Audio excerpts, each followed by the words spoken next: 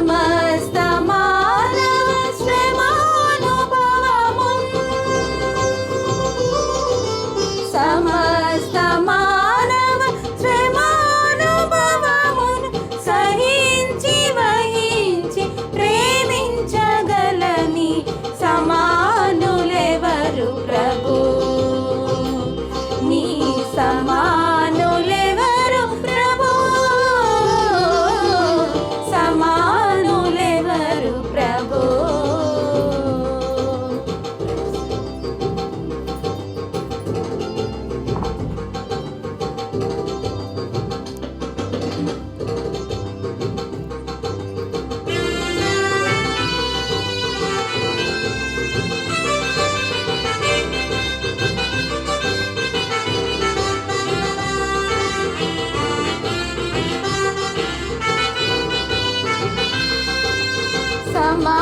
సమానతత్వము సహోదరత్వము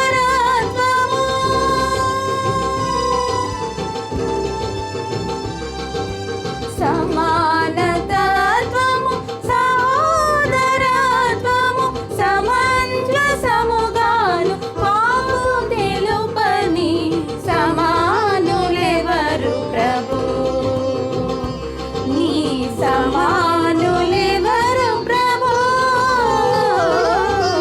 సమానులెవరు ప్రభు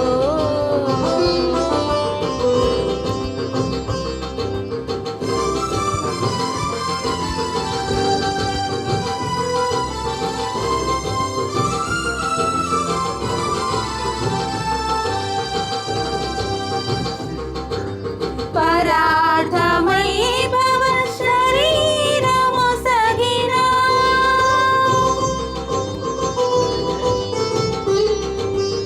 పరార్థమై భవ శరీరము సగిన పరోపకార నరావతారని సమానులెవరు ప్రభు నీ సమానులెవరు ప్రభు సమానులెవరు ప్రభు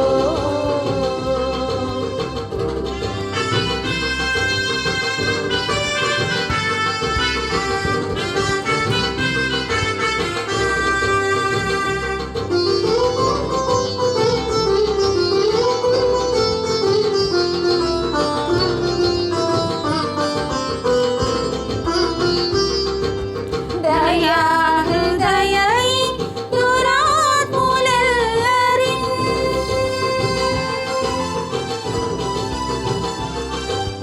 దయా హృదయై దురాత్ములెల్లరిన్ నయాన భయాన దయాన బ్రోవని సమానులెవరు ప్రభు నీ సమానులెవరు ప్రభు సమానులెవరు ప్రభు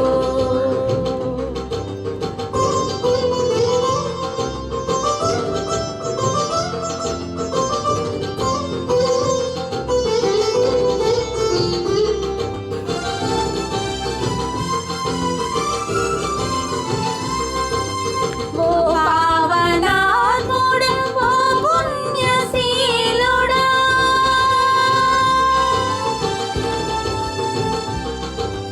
ఓ పావనాత్ముడా ఓ పుణ్యశీలుడా పాపాత్ములను బ్రోవ పరమాత్మ సుతని సమానులెవరు ప్రభు నీ సమానులెవరు ప్రభు సమానులెవరు ప్రభు సమస్త మానవ శ్రమానుభవమున్ సమస్త మానవ శ్రమానుభవమున్ సహించి వహించి ప్రేమించగలని సమానులెవరు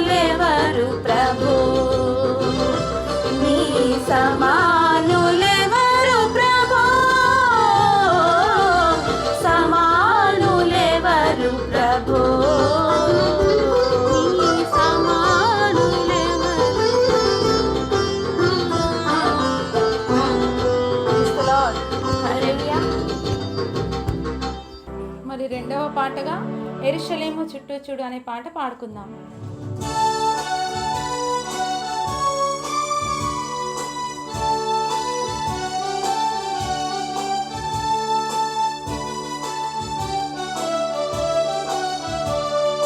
యెరూషలేము చుట్టూ చూడు,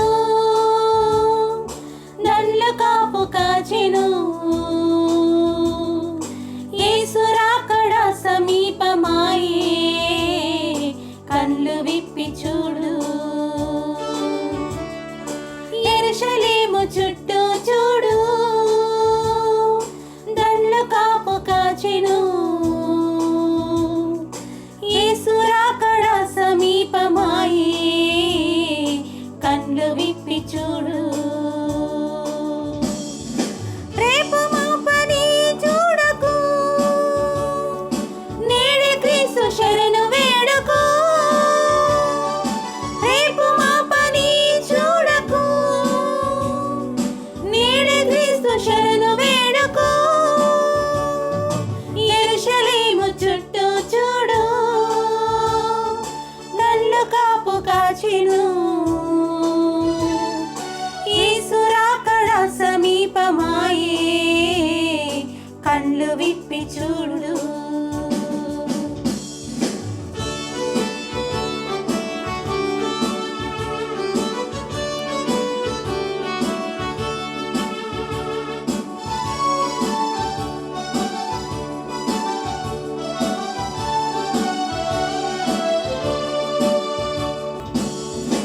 ఏ క్షణమో కడబూర మోగును, ఆ క్షణమే ప్రభు దిగి వస్తాడు. ఏ క్షణమో కడబూర మోగును, ఆ క్షణమే ప్రభు దిగి వస్తాడు. ఏ క్షణమో ప్రభు దిగి వస్తాడు, ఆ క్షణమే ప్రభు తీర్పు జరుగును. ఏ క్షణమో ప్రభు దిగి వస్తాడు, ఆ క్షణమే ప్రభు తీర్పు జరుగును. రేపు మా పని చూడకు, నేడే క్రీస్తు శరణు వేడుకో. రేపు మా పని చూడకు, నేడే క్రీస్తు శరణు వేడుకో. యెరూషలేము చుట్టూ చూడు, దండ్లు కాపు కాచెను, యేసు రాకడ సమీపమాయే, కళ్ళు విప్పి చూడు.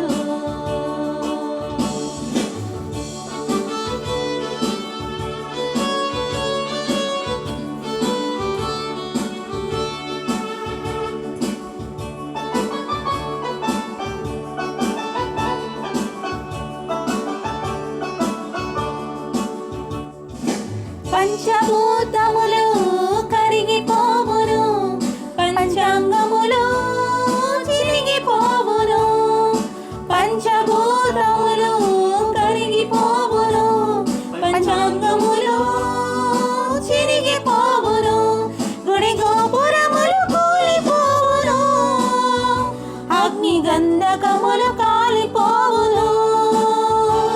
గుడి గోపురములు కూలిపోవును, అగ్ని గంధకములు కాలిపోవును. రేపు మా పని చూడకు, నేడు క్రీస్తు శరణు వేడుకో. రేపు మా పని చూడకు, నేడు క్రీస్తు శరణు వేడుకో. యెరూషలేము చుట్టూ చూడు, దండ్లు కాపు కాచెను, యేసు రాకడ సమీపమాయే, కళ్ళు విప్పి చూడు. యెరూషలేము చుట్టూ చూడు,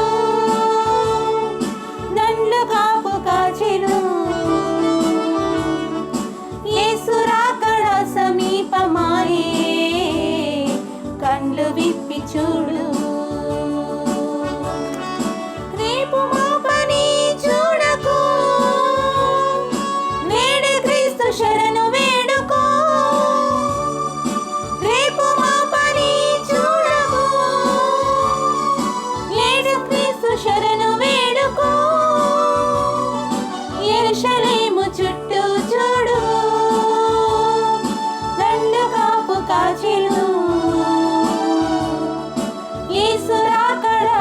సమీపమాయే కళ్ళు విప్పి చూడు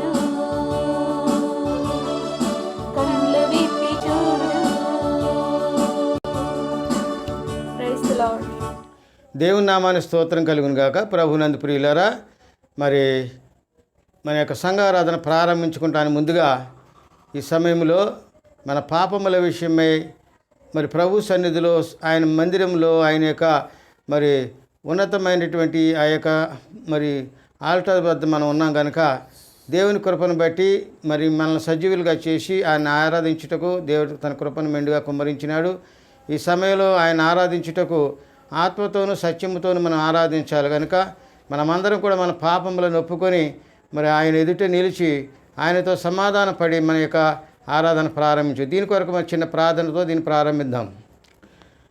పరిశుద్ధుడును ప్రేమామయుడు అనే దేవ, గతించినటువంటి నా పునరుద్ధాన దినము నుండి మా ప్రభువా నేటి పునరుద్ధానం వరకును నీ కృప చేత మమ్మల్ని కాచి కాపాడి నీ భద్రత నీ కరుణ వాత్సల్యం చేత మమ్మల్ని సజీవులుగా ఉంచినందుకు విధానపడి స్తోత్రాలు నాయన. ఇదిగో తండ్రి, సజీవులే కదా అని స్తుతించుటకు మా ప్రభువా మమ్మల్ని అందరినీ కూడా నాయన ఇదిగో తండ్రి నీ కృప చేత భద్రపరచబడి ప్రతి విధమైనటువంటి శోధన నుంచి, విపత్తుల నుంచి, అపాయం నుంచి, అనారోగ్యం నుంచి కాపాడి నాయన మరొక పునరుద్ధానం తీసుకుని వచ్చి నేను ఆరాధించే భాగ్యం దయచేసినందుకు వందనాలు నాయన. మేము నాయన నీ ఎదుట మేము చేసినటువంటి నీకు విరోధంగా చేసిన ప్రతి విధమైనటువంటి పాపమును బట్టి మేము ఒప్పుకుంటున్నాం ప్రభువా.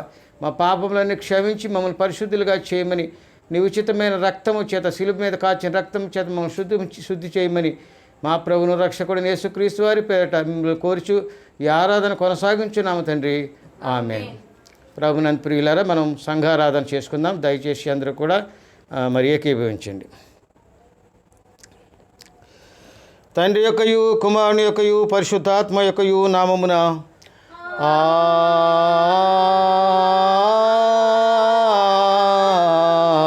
ఆమేన్. నీ వెలుగును నీ సత్యమును బయలుదేరజేయము. అవి నాకు త్రోవ చూపును. అవని పరిశుద్ధ పర్వతమునకును నీ నివాస స్థలమునకును నన్ను తోడుకొని వచ్చును. అప్పుడు నేను దేవుని బలిపీఠమునొద్దకు నాకు ఆనంద సంతోషములు కలగజేయు దేవుని యొద్దకు చేరుదును. దేవా నా దేవా, సితారా వాయించుచు నీకు కృతజ్ఞతాస్తుతులు చెల్లించదును.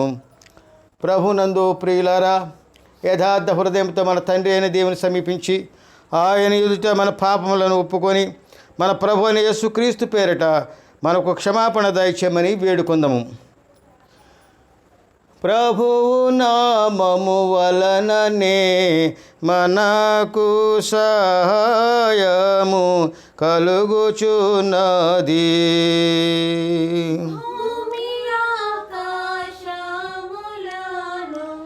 సృజించినవాడు ఆయనే. ప్రభువు సన్నిధిని నాయతిక్రమములు నేనొప్పుకొందునను కొంటిని.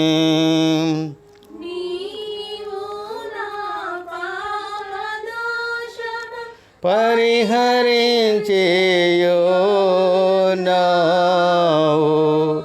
మా సృష్టికర్తవు విమోచకుడైన సర్వశక్తి గల దేవా, దీనులము పాపులము మేము స్వాభావికముగా పాపులు మరియు అపవిత్రుల మరియు తలంపు వలన, మాట వలన, క్రియ వలన మేము నీకు విరోధముగా పాపము చేసి మరియు నీ ఎదుట ఒప్పుకొని చూన్నాము. కావున మేము మా ప్రభువైన యేసుక్రీస్తు నిమిత్తమున నీ కృపను వెదకుచు వేడుకొనుచు మీ తెలియని కనికరం గల నీ ఎదుకు ఆశ్రమనికే వచ్చుచున్నాము. దయచేసి నాతో చెప్పండి. మా కొరకు చనిపోవటకే నీ జనతకు కుమారునిచ్చిన మిగుల కరుణగల దేవా, మమ్మల్ని కనికరించి ఆయన నిమిత్తమున మా సమస్త పాపములకు క్షమాపణ దయచేయము. మేము నీ కృప చేత నిత్య జీవం పొందినట్లు నిన్ను గూర్చు, నీ చిత్తమును గూర్చు సరైన జ్ఞానమును, నీ వాక్యము తగిన విధేయతను మా యందు నీ పరిశుద్ధాత్మ వలన వృద్ధి పొందింపమని మా ప్రభువైన యేసుక్రీస్తు ద్వారా వేడుకొంచున్నాము. ఆమేన్. మన పరలోకపు తండ్రి యొక్క సర్వశక్తి గల దేవుడు మనలను కనికరించి మన కొరకు చనిపోవటకై తన ఏక కుమారునిచ్చి ఆయన మూలమున మన పాపములనన్నిటినీ క్షమించున్నాడు. ఆయన నామమందు విశ్వాసముంచి వారికి దేవుని కుమారులగుటకు అధికారం ఇచ్చుచు వారికి తన పరిశుద్ధాత్మను అనుగ్రహించును. నమ్మి బాప్తిసం పొందినవాడు రక్షింపబడును. ఓ ప్రభువా, ఈ రక్షణ మా అందరికీ దయచేయము. ఆ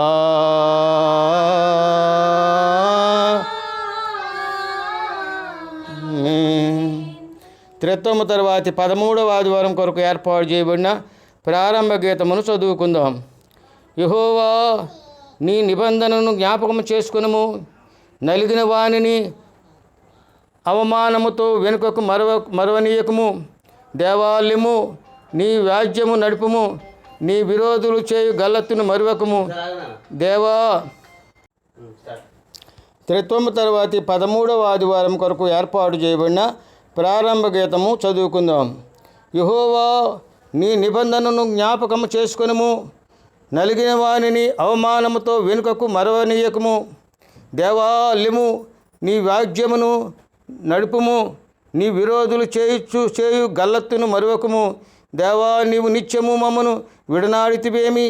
నీవు మేపు గొర్రెల మీద నీ కోపము పొగరాజుచున్నదేమి?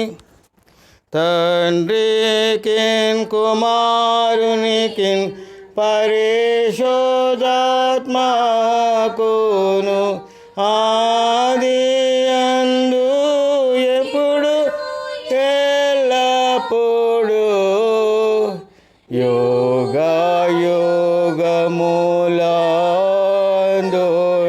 యుగములందుండునట్లు మహిమ కలుగునుగాక. ప్రభువా మమ్మును కనికరింపుము.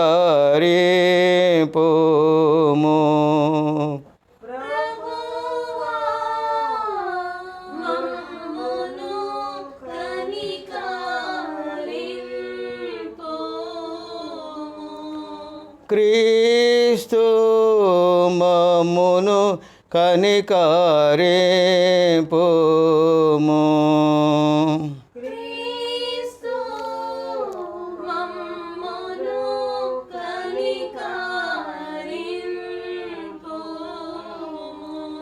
ప్రభువా మమ్మును కనికరింపుము.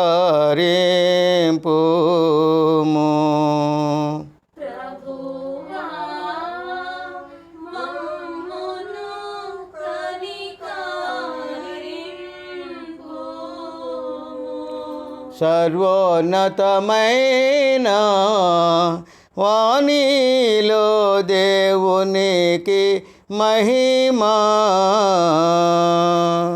కలుగునుగాక. దేవునికి మహిమా కలుగునుగాక. కలుగునున్నతమైన ఘనస్థలములందున ఇలకు సమాధానం నరులకాయనదయ. ప్రభువైన దేవా పరమరాజా సర్వపరిపాల పరిపూర్ణ శక్తి గల పరమజనక నిన్ను మహిని స్తుతించుచు మరి పొగడుచున్నాము. మహిమా పరచుచు ఆరాధించుచున్నాము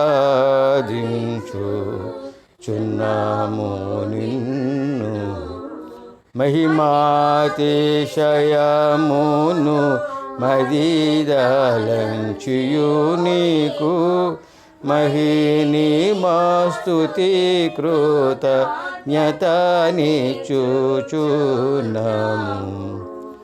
ఏక కుమార యేసు ప్రభువా యెహోవా తనయ లోక పాపము మోయు ఏక దేవుని గొర్రె పిల్లమమ్మును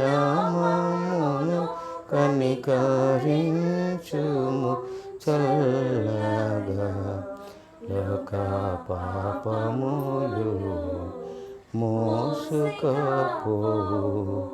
యేసు రక్షక వాసిగా జనకుని కుడి వైపున కూర్చుండు యేసు మా ప్రార్థన ఇంచి కనికరించు పరిశుద్ధుడవు ప్రభుడవు నీవు ప్రభువైన క్రీస్తు పరిశుద్ధాత్మతో తండ్రి అయిన దేవుని యందు పరిపూర్ణ మహిమతో ప్రభలోచున్నావెప్పుడు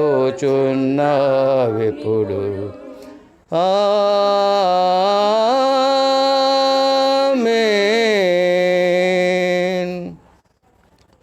ప్రభువు మీతో నుండుగాక. మీ ఆత్మతో నుండుగాక. ప్రార్థించుకుందాం. క్రితం తర్వాత 13వ ఆదివారం కొరకు ఏర్పాటు చేయబడిన సంగ్రహ ప్రార్థన చేసుకుందాం. సర్వశక్తియు నిత్యుడమైన దేవా, విశ్వాసము నిరీక్షణ ప్రేమయు మాలో వృద్ధి చేసి నీ వాగ్దానం చేసినది పొందులాగున నీవు ఆజ్ఞాపించు వాటిని మేము ప్రేమించినట్లు దయచేయమని నీతోనూ పరిశుద్ధాత్మతోను సదా ఏక దేవుడవై యుగ యుగములు జీవించు పరిపాలించు నీ కుమారుడును మా ప్రభువునైన యేసుక్రీస్తు ద్వారా వేడుకొనిచున్నాము. ఆమేన్. దయచేసి కూర్చోనండి. ప్రభునందు ప్రియులారా, మరి నేటి ఆదివారం కొరకు ఏర్పాటు చేయబడినటువంటి మరి త్రిత్వము తర్వాత 13వ ఆదివారం కొరకు ఏర్పాటు చేయబడినటువంటి పత్రిక పాఠం చదువుకుందాం. గలతీయులకు రాసిన పత్రిక 3వ అధ్యాయము 15 నుండి 22 వరకు చదువు. కృపాయవాంజలి చదువుగా మనం విందాం. పత్రిక పాఠము గలతీయులకు రాసిన పత్రిక 3వ అధ్యాయము 15వ వచనము నుండి 22వ వచనం వరకు చదవండి దయచేసి. త్రిత్వము తరువాతి 13వ ఆదివారం కొరకు ఏర్పాటు చేయబడిన పత్రిక పాఠ్యభాగము గలతీ రాసిన పత్రిక 3వ అధ్యాయము 15 నుండి 22 వచనములు ఈ విధంగా వ్రాయబడి ఉన్నది. సహోదరులారా, మనుష్య రీతిగా మాట్లాడుచున్నాను. మనుష్యుడు చేసిన ఒడంబిక అయినను స్థిరపడిన తరువాత ఎవడునూ దానిని కొట్టివేయడు, దానితో మరేమియూ కలపడు. అబ్రహామునకును అతని సంతానమునకు వాగ్దానములు చేయబడెను. ఆయన అనేకులను గూర్చి అన్నట్టు సంతానములకును అని చెప్పక ఒకని గూర్చి అన్నట్టే నీ సంతానములకును అనెను. ఆ సంతానము క్రీస్తు. నేను చెప్పునదేమనగా 430 సంవత్సరములైన తరువాత వచ్చిన ధర్మశాస్త్రము వాగ్దానమును నిరర్ధకము చేయనంతగా పూర్వమందు దేవుని చేత స్థిరపరచబడిన నిబంధనను కొట్టివేయదు. ఆ స్వాస్యము ధర్మశాస్త్ర మూలముగా కలిగిన ఎడల ఇక వాగ్దాన మూలముగా కలిగినది కాదు. అయితే దేవుడు అబ్రహామునకు వాగ్దానముల వలననే దానిని అనుగ్రహించెను. అలాగైతే ధర్మశాస్త్రం ఎందుకు? ఎవనికి వాగ్దానము చేయబడినో ఆ సంతానము వచ్చే వరకు అది అతిక్రమములను బట్టి దానికి తరువాత ఇయ్యబడెను. అది మధ్యవర్తి చేత దేవదూతల ద్వారా నియమింపబడెను. మధ్యవర్తి ఒకనికి మధ్యవర్తి కాడు గాని దేవుడొక్కడే. ధర్మశాస్త్రము దేవుని వాగ్దానములకు విరోధమైనదా? అట్లనరాదు. జీవింపచేయ శక్తిగల ధర్మశాస్త్రము ఇయ్యబడి నెడల వాస్తవముగా నీతి ధర్మశాస్త్రం మూలముగానే కలుగును గాని యేసుక్రీస్తునందుల విశ్వాసం మూలముగా కలిగిన వాగ్దానము విశ్వసించు వారికి అనుగ్రహింపబడినట్లు లేఖనము అందరినీ పాపములో బంధించెను. ఇంతటితో పత్రికా పాఠము ముగించబడి ఉన్నది. హల్లెలూయా హల్లెలూయా హల్లెలూయా. ప్రభువా నీకు మహిమ కలుగునుగాక. త్రిత్వం తర్వాతి 13వ ఆదివారంకి ఏర్పాటు చేయబడిన స్వార్థ పాఠము లూకాసు వార్త 10వ అధ్యాయము 23 నుంచి 37 వరకు ఇలా వ్రాయబడి. అప్పుడు ఆయన తన శిష్యుల వైపు తిరిగి, మీరు చూచుచున్న వాటిని చూచు కన్నులు అప్పుడు ఆయన తన శిష్యుల వైపు తిరిగి, మీరు చూచుచున్న వాటిని చూచు కన్నులు ధన్యములైనవి. అనేక మంది ప్రవక్తలను రాజులను మీరు చూచుచున్నవి చూడగోరి చూడకయు, వినగోరి వినకయు ఉండిరని మీతో చెప్పుచున్నానని ఏకాంతమందు వారితో అనెను.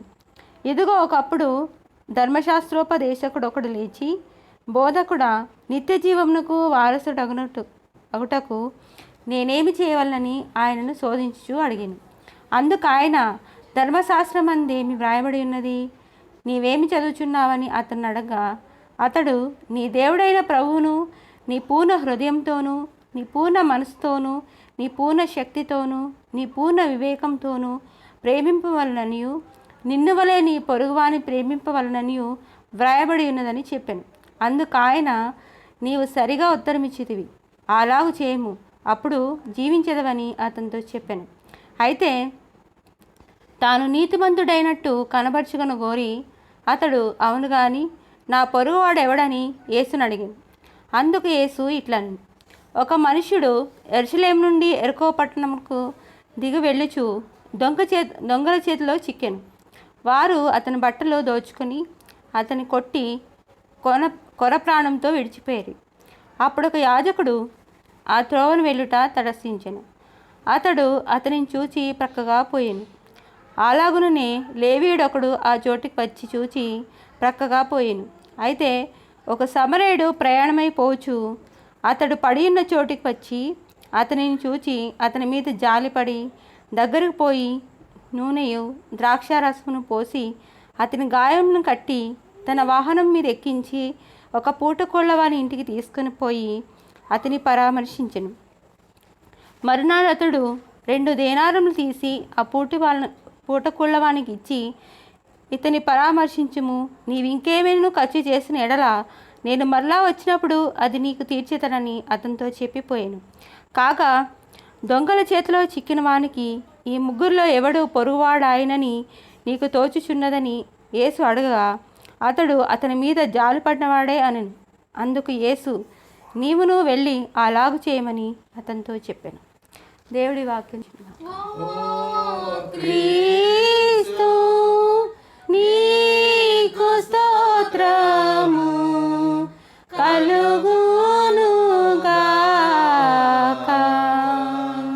మనమందరమును కలిసి అపోస్తల విశ్వాస ప్రమాణమును మనదిగా చెప్పుకుందాం. భూమి ఆకాశములను సృజించిన సర్వశక్తి గల తండ్రి అయిన దేవుని నేను నమ్ముచున్నాను. ఆయన ఏక కుమారుడును మన ప్రభువునైన యేసుక్రీస్తును నమ్ముచున్నాను. ఈయన పరిశుద్ధాత్మ వలన గర్భమున ధరింపబడి కన్య అయిన మరియకు పుట్టి పొంతి పిలాతు అధికారము కింద శ్రమపడి సిలువ వేయబడి చనిపోయి సమాధి చేయబడిననియు అదృశ్యలోకములోనికి దిగిననియు చనిపోయిన వారిలో నుండి 3వ దినమున లేచి పరలోకమునకెక్కి సర్వశక్తి గల తండ్రియగు దేవుని కుడి చేతి వైపున కూర్చుని ఉన్నాడనియు సజీవులకును మృతులకును తీర్పు చేయుటకు అక్కడ నుండి వచ్చిన నమ్ముచున్నాను. పరిశుద్ధాత్మ నమ్ముచున్నాను. పరిశుద్ధ క్రైస్తవ సంఘముకు పరిశుద్ధుల సహవాసమును పాప క్షమాపణయు శరీర పునరుద్ధానమును నిత్య జీవమును ఉన్నవని నమ్ముచున్నాను. ఆమేన్. దయచేసి అందరూ కూర్చోనండి. మన తండ్రి అయిన దేవుని నుండి మన ప్రభు అయిన యేసుక్రీస్తు నుండి మనకు కృపా సమాధానములు కలుగును గాక. దేవుని నామ స్తోత్రం కలుగును గాక. ప్రభునందు ప్రియులారా, ఈ పరిశుద్ధమైనటువంటి పునరుద్ధాన దినం కొరకు ఏర్పాటు చేయబడినటువంటి త్రిత్వములోని 13వ ఆదివారం కొరకు ఏర్పాటు చేయబడినటువంటి వాక్యాలను మనం ధ్యానం చేద్దాం. దయచేసి అందరూ కూడా మీ పరిశుద్ధ లేఖనాలు, పరిశుద్ధ గ్రంథాలు తెరిచి మరి గలతీయులకు రాసిన పత్రిక, అపోస్తలుడైన పౌలు గలతీయులకు రాసిన పత్రిక మరి 3వ అధ్యాయము 15 నుంచి 23 వరకు ఉన్నటువంటి అంశాలన్నీ కూడా మనం ధ్యానం చేద్దాం. ముఖ్యంగా ప్రియమైన దేవుని బిడ్డలారా, ఈ 3వ అధ్యాయము 15వ వచనం చూసినప్పుడు ప్రియులారా, సహోదరులారా, మనుష్య రీతిగా మాట్లాడుచున్నాను. మనుష్యుడు చేసిన ఒడంబడిక అయినను స్థిరపడిన తరువాత ఎవడనూ దాన్ని కొట్టివేయడు, దానితో మరేమియూ కలపడు. దేవుని స్తోత్రం కలుగుగాక. ప్రభునందు ప్రియులారా, ఇక్కడ అపోస్తలుడైన పౌలు మాట్లాడుతున్నాడు ఏమంటే, నేను మనుష్య రీతులుగానే మనుషులైనటువంటి వారి లోకంలో చూసినప్పుడు ఏదైనా కొన్ని సమస్యలు వచ్చినప్పుడు మనం మనుషుల మధ్య ఒప్పందం చేసుకుంటాం. ఒక మధ్యవర్తిత్వం పెట్టుకొని మధ్యలో ఒక ఒడంబడిక, ఒక ఒప్పందం చేసుకుంటాం. ఒకసారి ఒప్పందం చేసుకున్నప్పుడు ఎప్పటికీ ఆ ఒప్పందాన్ని ఇద్దరు కూడా అంగీకరిస్తారు. ఇది మన మానవ రీతిగా లోకంలో జరుగుతున్న సంగతి. అదే రీతిగా ప్రియమైన దేవుని బిడ్డలారా, మరి దేవుడు అబ్రహామునకు వాగ్దానం చేసిన వాగ్దానము మరి నెరవేర్చినట్లుగా చూస్తూ ఉన్నాం. ప్రియమైన దేవుని బిడ్డలారా, అబ్రహాముకి ఇచ్చినటువంటి వాగ్దానాన్ని ఏ రీతిగా నెరవేర్చినాడు అంటే ప్రియులారా, మరి అబ్రహాము ద్వారా వచ్చినటువంటి సంతానమును దేవుడు ఆశీర్వదించి బలపరిచి అబ్రహాము నుంచి వచ్చిన సంతానాన్ని దేవుడు తన యొక్క రాబో కాలంలో ఎత్తబడే ఒక సంఘంగా దాన్ని ఏర్పరచడానికి మరి దేవుడు అబ్రహామును ఆశీర్వదించినాడు. అంత మాత్రమే కాదు ప్రియమైన దేవుని బిడ్డలారా, అబ్రహాం నుంచి పొందినటువంటి ఆశీర్వాద ఫలం గురించి ఇక్కడ 14వ వచనం చూద్దాం. ముందుకు వెళ్తున్నట్లయితే ఇదే అధ్యాయంలో 14వ వచనం చూసినట్లయితే ప్రియులరా, ఆత్మను గూర్చిన వాగ్దానము విశ్వాసము వలన మనకు లభించినట్లు అబ్రహాము పొందిన ఆశీర్వచనము క్రీస్తు యేసు ద్వారా అన్యజనులకు కలుగుటకై క్రీస్తు మన కోసము శాపమై మనలను ధర్మశాస్త్రం యొక్క శాపము నుండి విమోచించెను. కాబట్టి ప్రియమైన దేని పిల్లరా, ఇక్కడ చదవబడిన వాక్యం చూసినప్పుడు అబ్రహాము ద్వారా వచ్చినటువంటి ఆశీర్వాదము, అబ్రహాము ద్వారా వచ్చినటువంటి ఆ యొక్క వాగ్దానమును నెరవేర్చడానికి యేసుక్రీస్తు వారు ఈ మరి శరీరధారి అయి భూలోకానికి వచ్చి పాపము లేని ఆయన మన కొరకు శాపమైనట్లుగా మనకు తెలియవస్తున్నది. కాబట్టి ఇక్కడ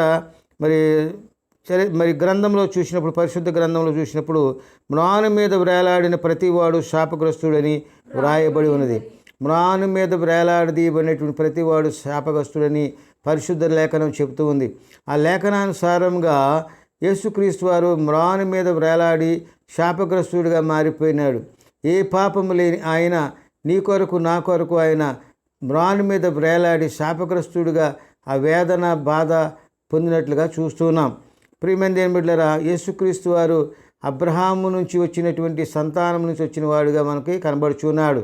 అబ్రహాము ఆ యొక్క ఆశీర్వాద ఫలముగా మరి యొక్క యేసుక్రీస్తు వారు వచ్చినట్లుగా చూస్తున్నాం. అంత మాత్రమే కాదు ప్రియమైన దేవుని బిడ్డలారా, మరి అనాది కాలంలో అబ్రహాం తర్వాత వచ్చినటువంటి మోషేకు కూడా అటువంటి వాగ్దానం చేసినట్లుగా చూస్తున్నాం. మోషేకు చెప్పి ఉన్నాడు దేవుడు. మరి మోషే చెప్తున్న అపోస్తల కార్యములు 7వ అధ్యాయము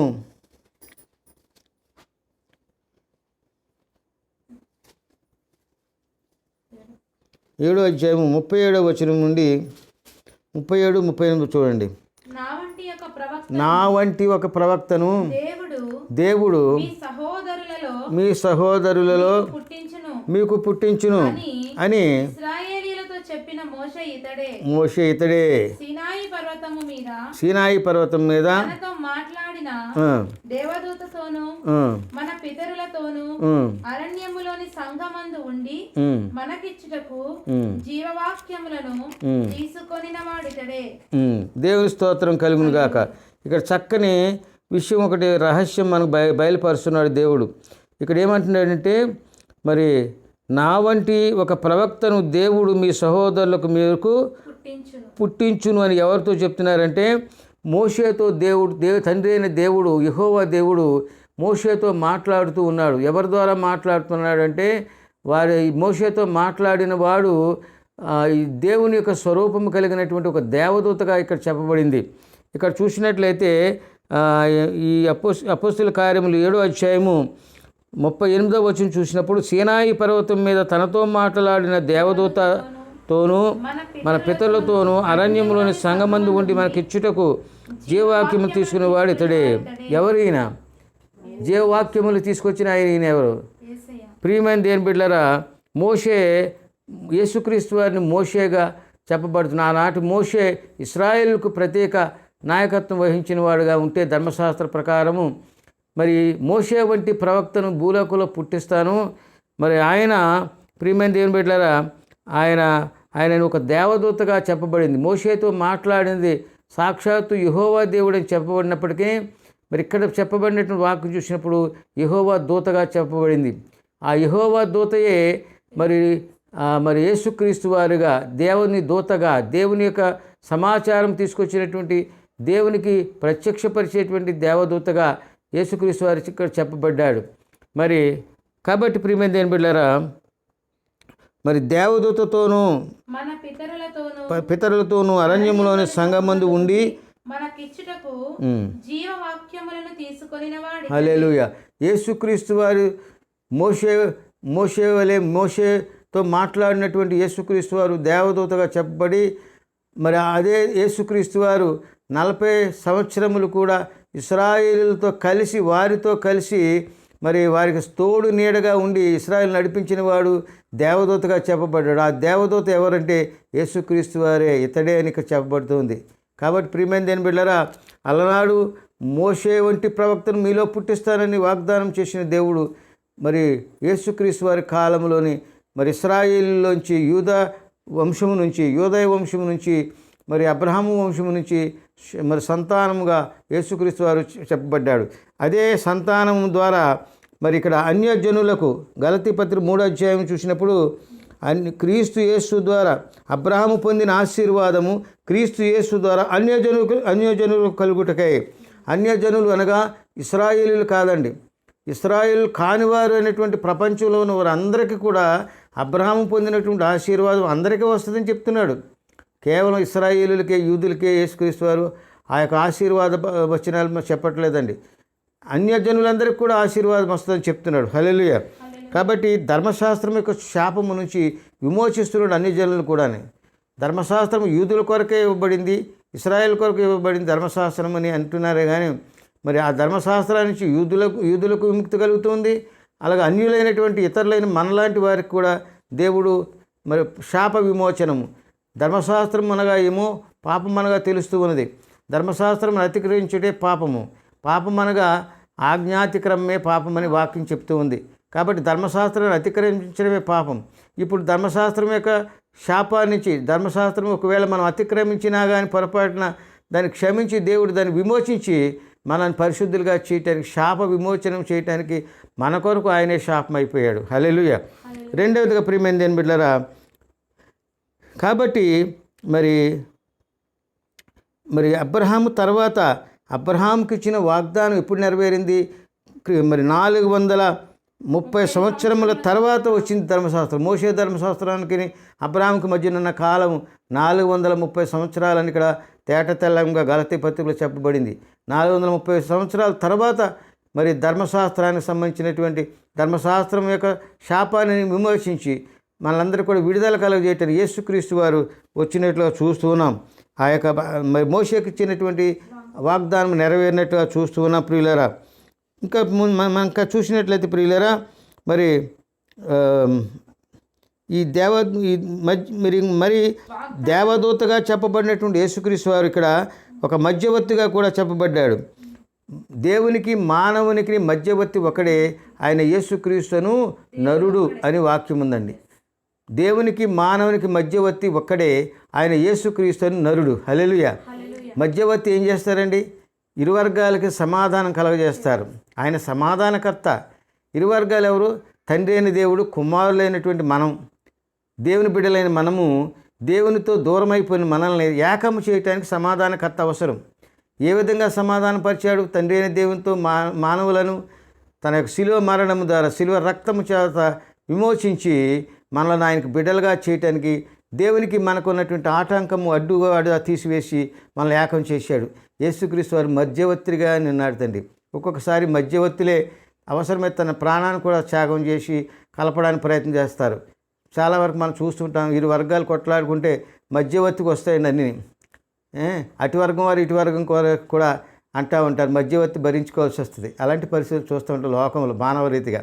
కానీ ప్రియమైన దేని బిడ్డలారా, అత్యుత్తమ వహించినటువంటి వారు యేసుక్రీస్తు వారే. హల్లెలూయా. కాబట్టి మధ్యవర్తి కూడా ఒక్కడే అని చెప్పబడింది. 1 తిమోతి 2వ అధ్యాయం 5వ వచనం చూడండి. దేవుడు ఒక్కడే, దేవునికి నరులకును మధ్యవర్తి ఒక్కడే, ఆయన క్రీస్తు యేసును నరుడు. హల్లెలూయా. కాబట్టి మరి ఆధునిక కాలంలో, పురాతన కాలంలో, ప్రారంభ క్రైస్తవ్యములో దేవునికి మానవునికి మధ్య కొంతకాలము, మరి దేవునికి మధ్య మానవునికి మధ్య కాలంలో యేసుక్రీస్తు వారి కాలంలోకి వచ్చేటప్పటికి ప్రధాన యాజకులు, హై ప్రీస్టు, యాజకులు వీళ్ళంతా ఉన్నారు మధ్య. దేవునికి మానవుని మధ్యన పూజారులు గాను యాజకులు గాను ఉన్నారు మధ్యలో. కానీ యేసుక్రీస్తు వారు వచ్చిన తర్వాత ఆ యాజకత్వం, ప్రధాన యాజకత్వం తీసివేశారు. మళ్ళా తిరిగి కొద్ది కాలానికి క్రైస్తవత్వం మళ్ళీ ఆధునికమైపోయిన తర్వాత, సంఘంగా కూడి సంఘం విస్తరించి రాజమతం అయిపోయిన తర్వాత ప్రియమైన బిడ్డలారా మళ్ళా ప్రధాన యాజకులు, యాజకత్వాలు మళ్ళీ వచ్చినాయి.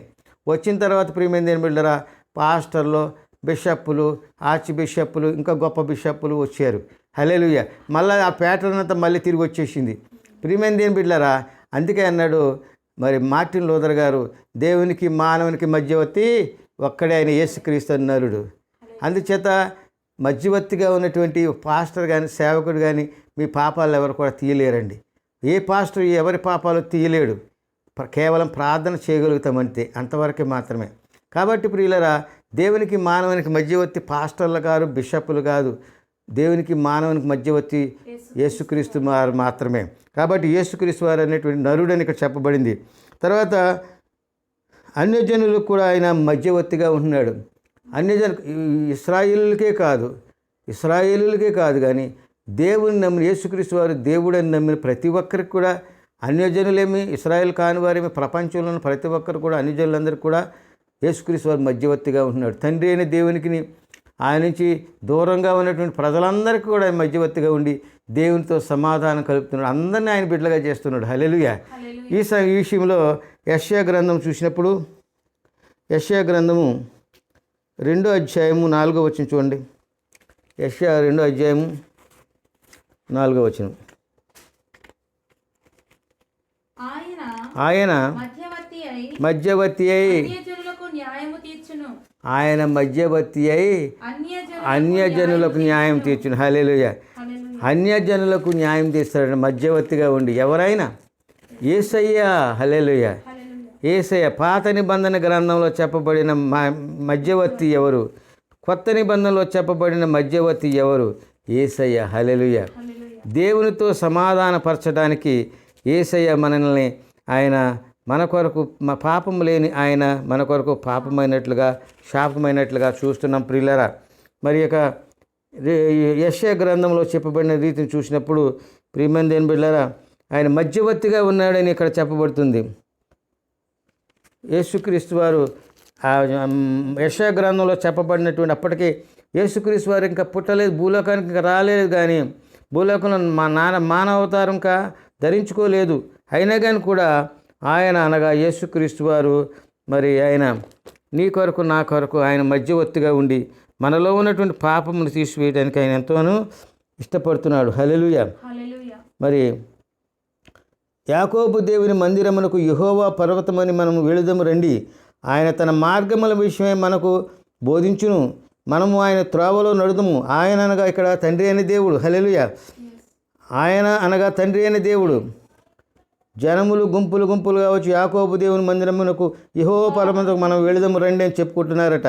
ఆయన తన మార్గముల విషయమై మనకు బోధించుటకు మనము ఆయన త్రోవలో నడుదాం అని జనులు చెప్పుకుంటూ ఉన్నారంటే ఆయన అంటే ఎవరు? యెహోవా దేవుడు. ఆయన మధ్యవర్తి అయి అన్యజనులకు న్యాయము తీర్చును. మరి ఈ మధ్యవర్తి ఎవరు? ఆయనే మధ్యవర్తి. ఆయనకు మానవులకు, తండ్రి అయిన దేవునికి మానవులకు మధ్యవర్తి కూడా ఆయనే. హల్లెలూయా.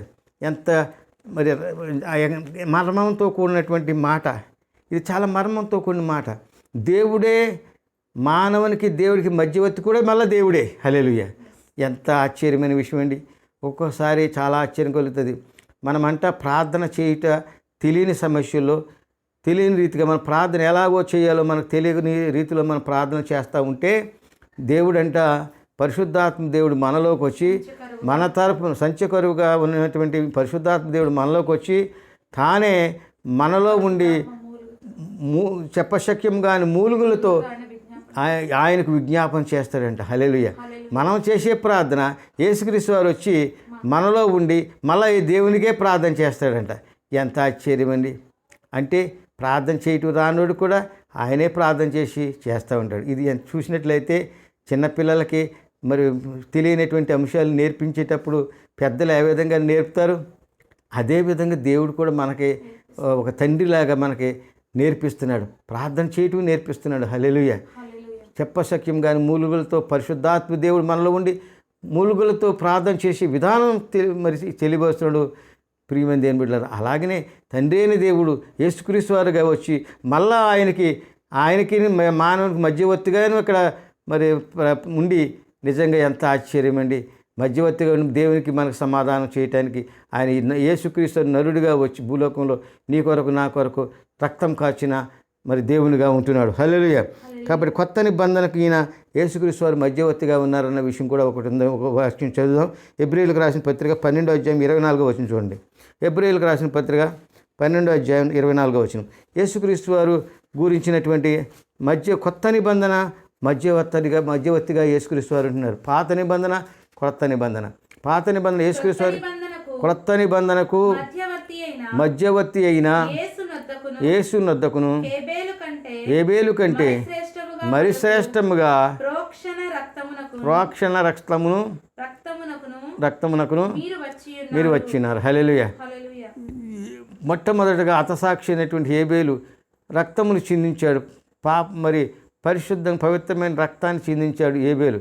అతనికంటే కూడా మరి మానవ పాపములను కొరకు ఆయన రక్తము చిందించినట్లు యేసుక్రీస్తు వారు మనల్ని విమోచించడానికి యేసుక్రీస్తు వారు దేవునికి మానవుని మధ్యవర్తిగా వచ్చి ఆయన మన కొరకు ఆయన మన పాపం నిమిత్తమైన చూడండి, మనం పొందవలసిన దెబ్బలు ఆయన పొందాడు, మనం పొందవలసిన అవమానం ఆయన పొందాడు, మనం పొందవలసిన శిక్ష అంతా కూడా మరి 5 గాయములు అనగా పంచేంద్రియములు చేసిన పాపాలన్నిటికీ ఆయన 5 గాయములు పొందినట్లుగా చూస్తున్నాం ప్రియులారా.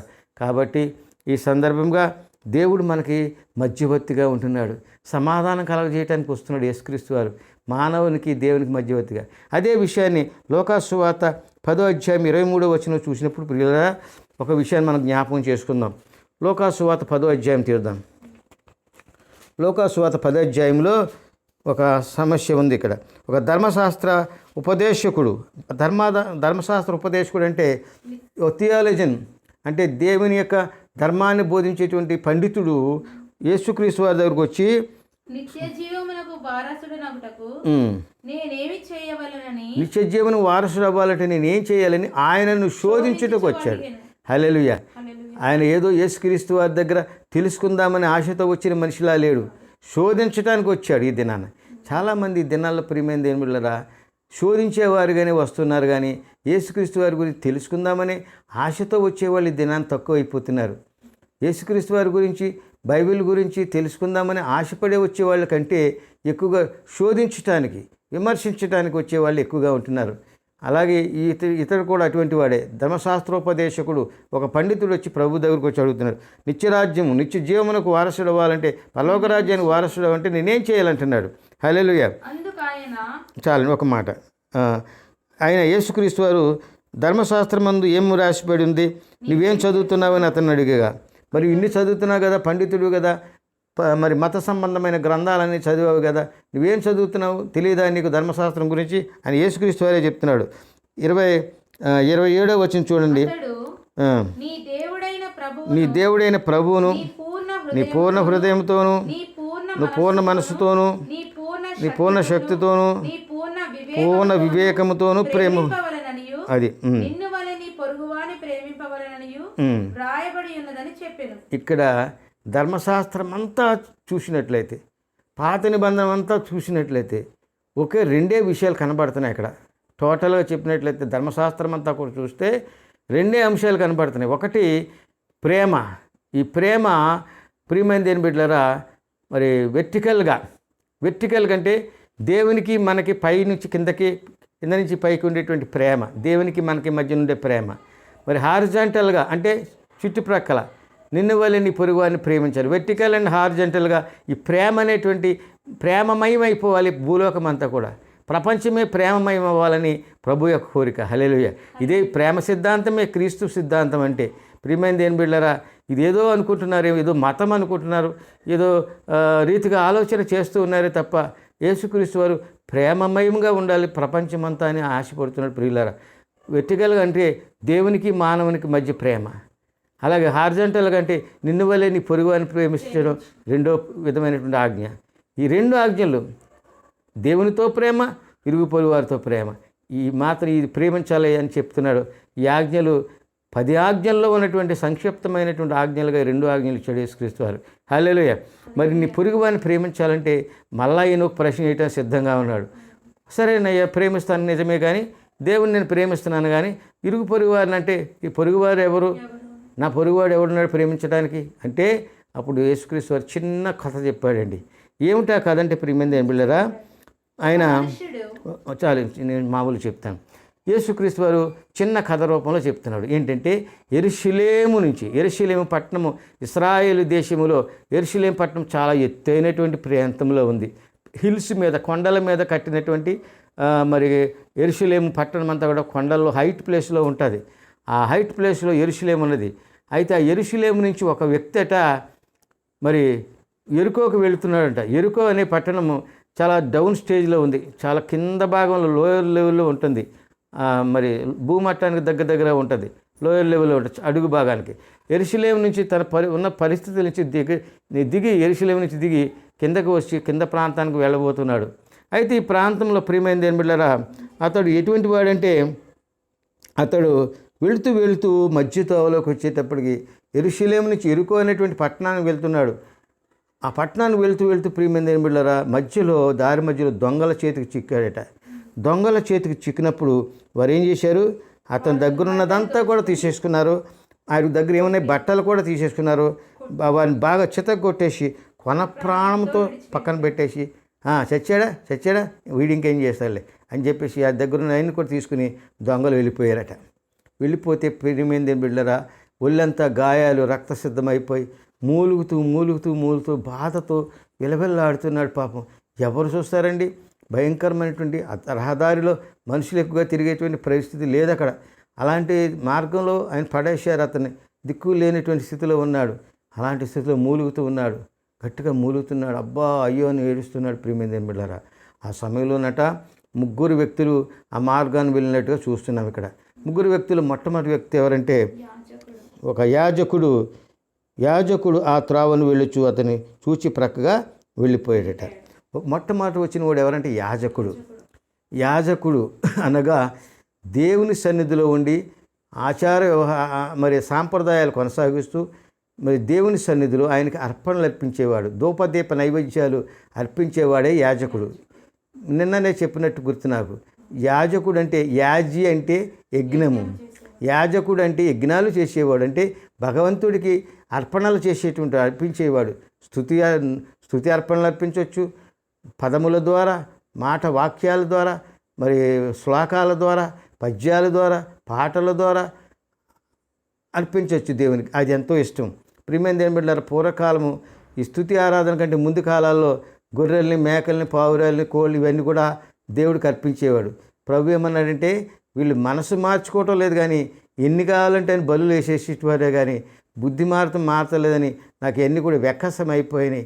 మీ బలు నాకు వద్దు, అసహ్యం, నాకు రక్తం చిందించడం, ఎందుకు మీరు చిందిస్తున్నారు, మీ పాపాలను వదిలిపెట్టట్లేదని ప్రభు ఎంతగానో చిందించి దుఃఖించి, ప్రియమైనది ఏం బిడ్డలారా, మరి మానవ పాపాలు ఈ బలుల ద్వారా కాదు కానీ క్రీస్తు రక్తం ద్వారా నేనే బలి అవుతాను, బలులన్నీ స్టాప్ చేశాడు, ఒకే బలి అయిపోయింది. అప్పటి నుంచి భూలోకంలో ఇక యూదులు కానీ ఇశ్రాయేలు కానీ బలి అనేటువంటి అర్పించడం మానేయాలని చెప్పన్నాడు. హల్లెలూయా. ఆ బలులన్నీ స్టాప్ చేశాడు. నేనే బలి అవుతున్నాను, సర్వలోక పాపాలన్నిటికీ నేనే మోస్తున్నాను, శాపగ్రాహి అయినా మరి ఆయన యజ్ఞం అయిపోయాడు. ప్రియమైనది బిడ్డలారా, కాబట్టి ఈ సందర్భంగా చూసినప్పుడు యేసుక్రీస్తు వారు యాజకుడిగా ఉంటున్నాడు. హల్లెలూయా. అప్పుడు ఆ యాజకుడు చూశాడట, ఇంత ధర్మశాస్త్రాలు చేసి చదివి ప్రజలకు బోధిస్తూ దేవునికి అర్పణలు అర్పిస్తున్నటువంటి యాజకుడు. ఈ దినాల్లో పెద్ద పాస్టర్ గారు ఆయన చూశాడట. మంచిగా యంగీలు వేసుకున్నాడు, మంచి డ్రెస్అప్ చేసుకున్నాడు. చూడగానే అబ్బో మంచి పెద్ద పాస్టర్ గారు అనుకునేలాగా చేసుకున్నాడు, డ్రెస్ చేసుకున్నాడు, చక్కగా వెళుతూ ఉన్నాడు. ఆయన కూడా యెరూషలేము చేరుకో పట్టణానికి వెళ్తూ ఉన్నాడు. వెళ్ళేటప్పుడు చూశాడట, ఒక కన్ను అటు పడింది. ఎవరో మూలుగుతూ ఉన్నాడు, అబ్బా అయ్యో బాబో అని ఏడుస్తున్నాడు కదా. ఆ యొక్క స్వరం విని ఎవరో బాధలో ఉన్నారే ఎవరైనా చూశాడు కానీ ప్రియమైన దేని బిళ్ళరా, అమ్మో వీడెవడు బాధపడుతుండే, ఎవరు కొట్టి పారేసినట్టున్నారు, లేనిపోని కూడా మనం ఎందుకు మన మన మన మన పని మనం చూసుకుందామని ఆ చూసినటువంటి పక్కదావ నుంచి పక్క నుంచి వెళ్ళిపోయాడంట. ఎవరండి? యాజకుడు. యేసుక్రీస్తు వారు మనల్ని ఒక మాటతో పిలిచాడండి. మనమందరం ఎవరమంట? రాజులైన యాజక సమూహం అంట. హల్లెలూయా. క్రైస్తవులంటే ఎవరండి? రాజులైన యాజక సమూహం. ఈ దినాన్ని యాజకులంటే ఎవరు? క్రైస్తవులే. మరి ఈ దినాన్ని క్రైస్తవులైనటువంటి వాడికి ప్రేమ లేకపోతే, దేవుణ్ణి ఎలా చూసినటువంటి నీ సహోదరుని ప్రేమించిన వాడు చూడనటువంటి దేవుణ్ణి ఎలాగూ ప్రేమిస్తాడు? ప్రియమైన దేవుని బిడ్డలు ఆలోచన చేయండి. ఈ దినాన్ని క్రైస్తవుడు అని పేరు పెట్టుకున్న మనం పక్కవాడిని ప్రేమించలేము. ఒక చర్చిలో ఉన్నవాడు ఇంకో చర్చిలోని ప్రేమించరు.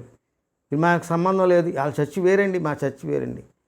వాళ్ళు ఎలా చూస్తారంటే ప్రియమైన దేవుళ్ళరా, వాళ్ళ దేవుడు వేరు, వాళ్ళ యేసయ్య వేరు, మా యేసయ్య వేరు అన్నట్టుగా చూస్తారు వాళ్ళు. ఎంత భయంకరమైన పరిస్థితి! ప్రేమ లేని స్థితి ప్రియమైన దేవుళ్ళరా. తోటి క్రైస్తవుడి మీద ప్రేమ లేని స్థితి. తోటి క్రైస్తవుని ప్రేమించిన వాడు ఇక అన్యుని ఏం ప్రేమిస్తాడు? హల్లెలూయా. కాబట్టి యాజకుడైన వాడు చూసి ప్రియమైన నాకు సంబంధం లేదనుకుని పక్కన వెళ్ళిపోయాడు. రెండవ వాడు వచ్చాడు, లేవీయుడు. అలాగే ఇంకొకడు వచ్చాడు. వాడెవరంటే లేవీయుడు. లేవీయుడు అంటే మరి సంఘాలలో మరి అన్నిట్లోనూ కూడా ప్రాముఖ్యత వహించి సంఘంలో ఉన్నటువంటి పరిచారక పని అంతా కూడా సంఘ సేవ చేసేటువంటి వాడు. చర్చిల్లోని మందిరాల్లో సేవ చేసేటువంటి వారు ఈ దినాల్లో చర్చిలో అనేకమైన కార్యక్రమాలు చేసి సంఘ పెద్దలు గాను సంఘంలో అనేకమైన కార్యక్రమాలు చేస్తూ ఉన్నారు. సంఘ పెద్దలు ఒకడు లాంటివాడు ఈయన లేవి. ఆ రోజుల్లో లేవి వంశం అనేది ఉండేది.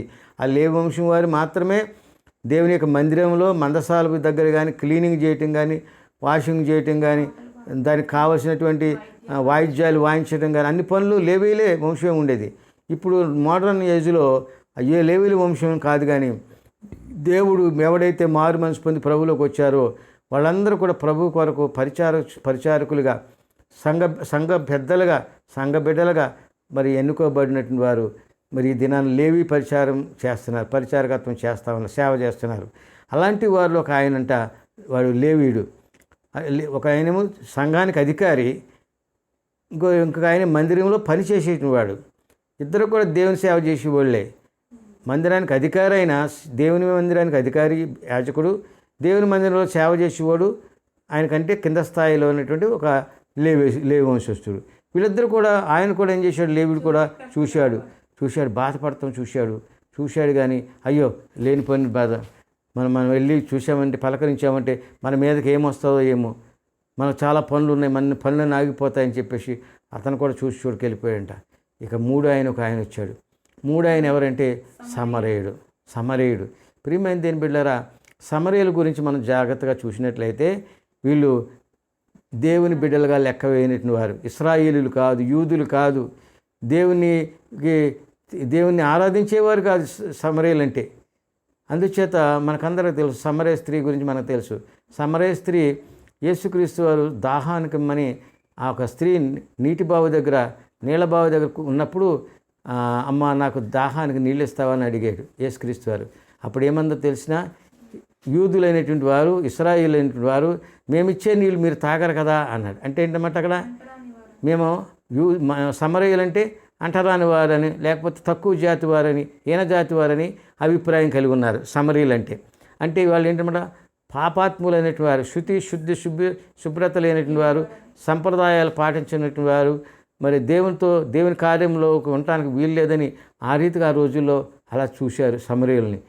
సమరయులు అంటే అన్యులుగా భావించారు. ఇశ్రాయేల్ లెక్కల్లోకి రారు వారు సమరయులు. అటువంటి సమరయుల్లోంచి మరి తోసివేయబడినటువంటి సమరయులు, అన్యులుగా ఉన్నటువంటి సమరయుడు, మరి దేవుని ఎరగనటువంటి బిడ్డగా ఉన్నటువంటి సమరయుడు ఆ మార్గాన్ని వెళుతూ ప్రియమైన దేని బిడ్డరా ఆ యొక్క పరిస్థితిని చూసి, వాడి ఏడ్పుని చూసి, వాడి అరుపులు చూసి, వాడి బాధను చూసి హృదయం కరిగిపోయి ప్రియులరా జాలిపోయి అక్కడికి వెళ్ళాడంట.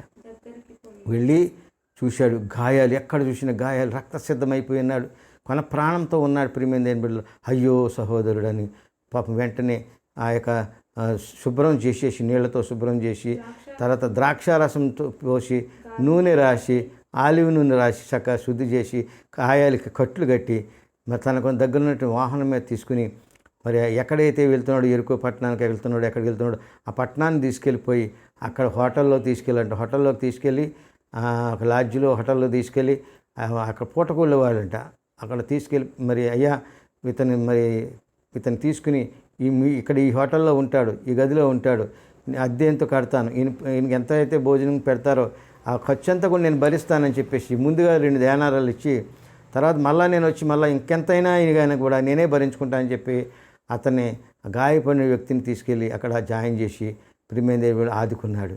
చూసారా, ఈ దినాన క్రైస్తవులకు లేనటువంటి కనికరం, క్రైస్తవులనేటువంటి వారికి లేని ఆ యొక్క ప్రేమ, క్రైస్తవులకు లేనటువంటి ఆ యొక్క సహనం, క్రైస్తవులు లేనటువంటి మంచితనము అన్యుల్లో ఉంటుంది, కనబడుతుంది.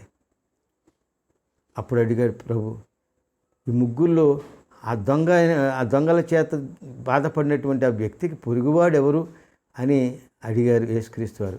అడిగితే అతను ఏమన్నాడు, అతను జాలిపడి కనికరపడి ఆ గాయాలు కట్లు కట్టి ఎవరైతే బాధపడ్డారో అతడే పొరుగువాడు. నిజమే ప్రియమైన దేవుని బిడ్డలారా, నిజంగా ఆ సమరయుడు వాడు కట్లు కట్టి పడిపోయిన వాడు ఎవడైతే ఏ జాతి వాడైతే ఎవడైతే నాకెందుకు అని అనుకున్నాడా, వెంటనే వెళ్ళి గాయపడిన వ్యక్తి మానవ ప్రేమ, మానవ సేవే మాధవ సేవ అని మన దేశంలో మనం చెప్పుకుంటున్నాం. ప్రియుల దేవుని మనం ప్రత్యక్షంగా చూడడం కానీ సాటి మనిషిని ప్రేమించి సాటి మనిషిని ఆదుకుంటే అదే మానవ ప్రేమ, మానవత్వం. ప్రేమైన దేవుల మానవత్వము సమరయుల్లో ఉంది. దేవుని బిడ్డలని చెప్పుకునేటువంటి వారిలో లేదు, కనబడటం లేదు. ప్రియమైన దేవుల మానవత్వం అక్కడ కనబడతా ఉంది. అంచేత పొరుగువాడిగా ఉన్నాడు, సమరయుడు కాడాడు, వాళ్ళ జాతివాడు కాదు, వేరే జాతివాడు, ఎవడో పొరుగువాడు.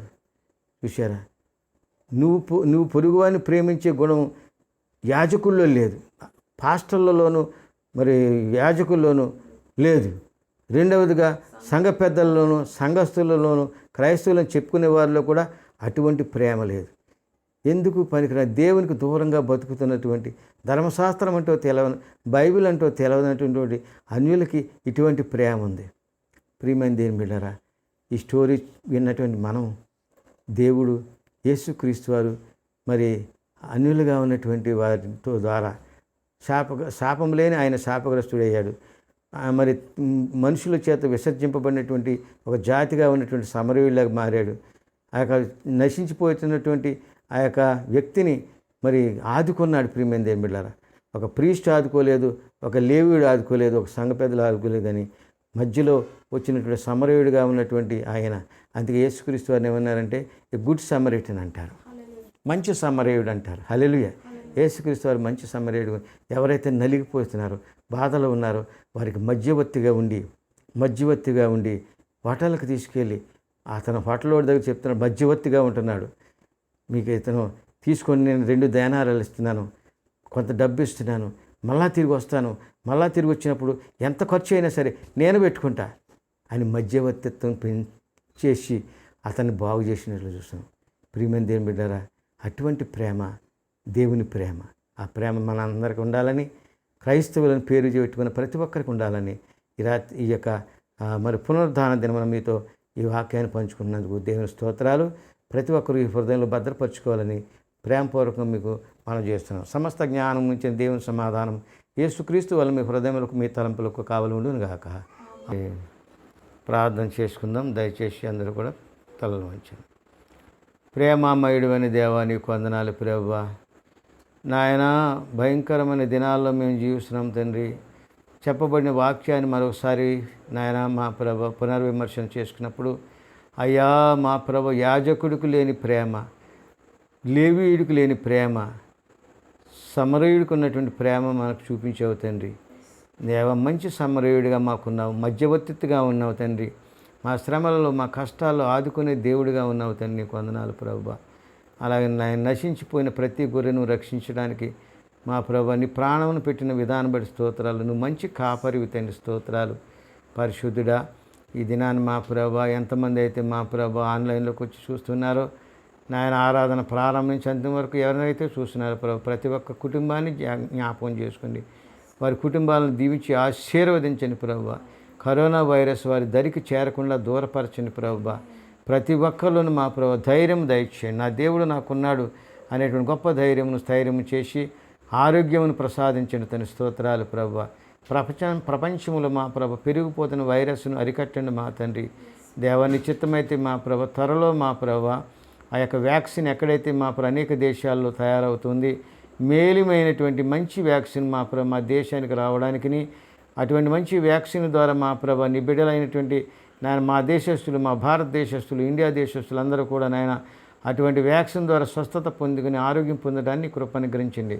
మా భారతదేశాన్ని రక్షించండి, మా భారతదేశాన్ని దీవించండి ప్రభువా. నాయన ఇదిగో తండ్రి యుద్ధ మేఘాలు కమ్ముతున్నాయని చెప్పి మా ప్రభు పేపర్లోను టీవీలో చెప్తున్నారు తండ్రి. నాయన మా ప్రభు సమాధానం దయచేయమని కోరుచున్నాము తండ్రి, సహాయం చేయండి. అలాగే మా ప్రభు దేశాన్ని పరిపాలన చేసేటువంటి మోడీ గారిని బట్టి మీకు వందనాలు.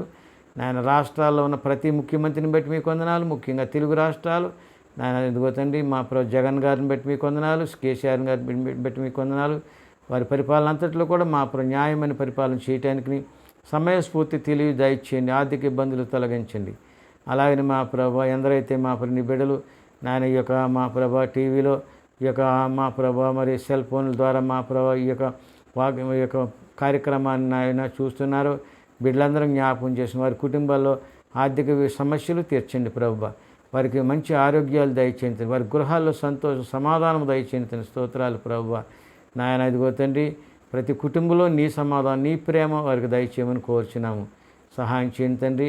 అలాగనే మా ప్రభు దూర ప్రాంతాల్లో ఉన్నట్టు చూస్తున్న బిడ్డలందరి వరకు ప్రార్థిస్తున్నాం నాయన. అలాగే మా ప్రభు బిలీవర్స్ హౌస్ ఆఫ్ ప్రేయర్ విశ్వాసుల ప్రార్థనా మందిరం సంఘస్థులందరికీ బట్టి మీకు వందనాలు.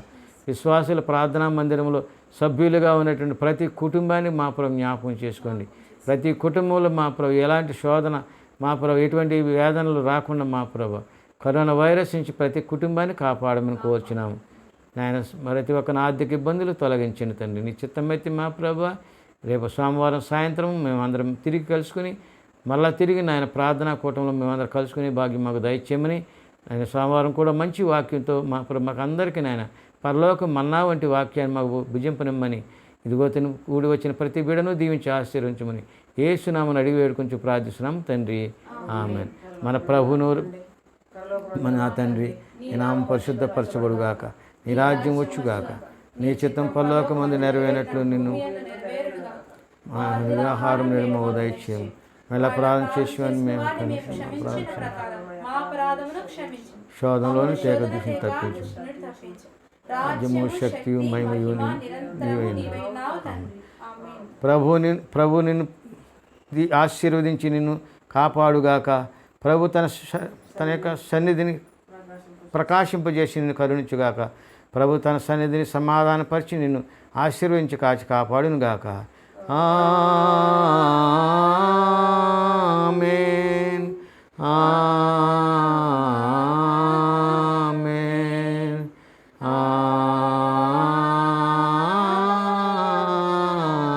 ఆమేన్.